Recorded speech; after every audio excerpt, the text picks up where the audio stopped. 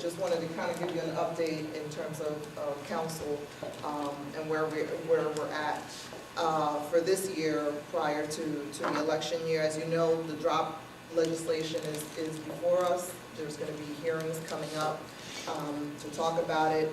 I want to remind folks that I was part of the freshman class that put in our first piece of legislation was to drop for elected officials. They wouldn't even give us a hearing. So now the state obviously passed the bill that elected officials are exempt. The issue with the drop and whether we can drop it or not is a legal issue based on the fact that it's part of the bargaining unit. So I know there's a commitment by City Council to work on fixing drop.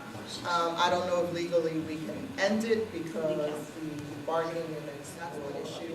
I do have copies for those people that are interested. I introduced a bill a few weeks ago, which is probably the most progressive business tax legislation that Philadelphia has seen in decades. It's to eliminate the net profits tax and to exempt the first 100,000 of small businesses. It really is changing the paradigm of thinking in terms of small businesses. That is to be critically important because it is a bill targeted at small business. And essentially, not to glaze you over, in our current course, if we eliminate the gross receipts tax, $40 million that we currently receive from big companies, multinationals, who are not located in Philadelphia will stop paying taxes to us. So this changes the course and provides a level playing field for Philadelphia-based companies. So I have a slide presentation. Councilman Green and I were the lead sponsors in it. We have 15 co-sponsors. And for those of you who may be a small business under $1 million, it would absolutely save your business. If you're a business under 100,000, there's a lot of people who do business from home, freelancers. Just today in the paper, there was a story. Ronnie did a story where someone was coaching and delivering newspapers. He made $20,000 and the city suing him for taxes. When you think about the amount of energy that it takes between our audit department, our legal department to sue, it is crazy. So that is a huge piece of legislation. The other thing, we do expect another budget deficit. We don't know what the number is going to be. The number that's been thrown around is about $60 million, which is very devastating. As you all know, last year we voted for a 10% tax increase, property tax increase, and a lot of people were upset at it. The alternative was the trash fee that the mayor wanted to put forward. The average person in the 7th Councilmatic District is going to pay about $107 more. So when you compare that to the $300 that the mayor was proposing, as hard as that was to do, it was better than the alternative to do. But we do expect another deficit this year. We've had to make some really, really tough choices, and it has not been easy to manage the books in this economic times. Some of the departments that have gotten gutted in this has been L&I. We've cut the demolition budget. The demolition budget 10 years ago was about $15 million. We're down to about $6 million.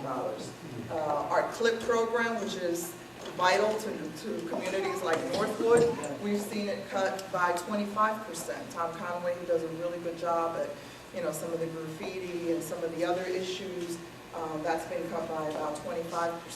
So it's hurt neighborhoods. I say that to say that some of the tough decisions that this administration has made has hurt neighborhoods. There were a lot of people that came out and testified during the budget in support of the CLIP. We have some of the civics come out. I know the PDEX came out and supported it. So not an easy time to be in government.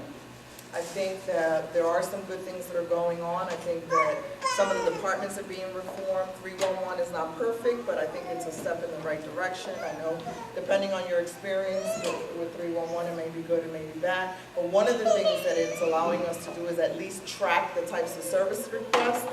And I think I introduced a bill to create council staff, which would essentially allow us to use the 311 data as a budget tool, so that, for instance, if the mayor is asking for $10 million for tree removal or for trees, and we have a backlog of 3,000, that we can say you need more or you need less. That legislation is pending. We you've been to New York to look at the council stat in New York, which is the tool that they use, I think we will get that bill out and we'll start working on being able to institute that. And what that'll allow us to do is every single service request that comes into the city, I would get the data and I'd be able to make sure that we're allocating money based on the needs and the services that are there. Pretty much, that's pretty much in terms of our legislative agenda. We'd like to address some of what you said. The city's going after a guy who made $20,000 selling newspapers. Well, what I was going to talk to you about with absentee landlords wasn't per se exactly about July holiday, but for years, even when I was the president of Civic, I tried to get the city to listen to me about absentee landlords. Absentee landlords are no different than that guy selling those newspapers. You're doing a lot of things to help people start a legitimate business, but you're not doing anything to address the illegal businesses. Philadelphia is a perfect environment for black market economies.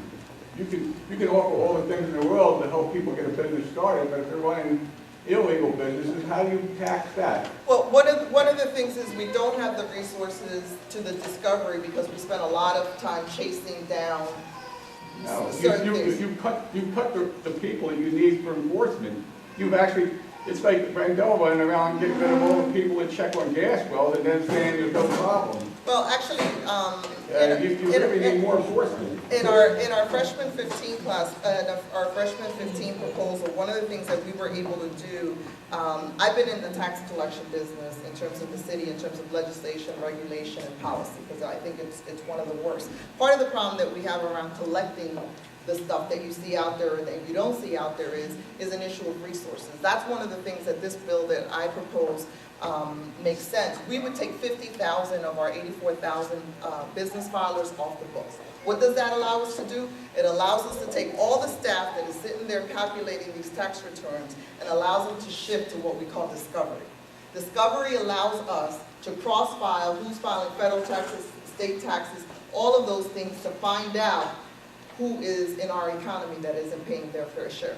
As it relates specifically to absentee landlords, one of the bills that was passed and was introduced by Marion Tasko at the request of the second PDAC, because of all the absentee landlords, we are now requiring absentee landlords to have a locally based realtor or someone who's managing the property and that be posted on the house. That was a bill that we passed in the spring that we're now writing up the regulations to enforce. So if you're an absentee landlord, we have to be able, and you have to file with the city who's managing that property.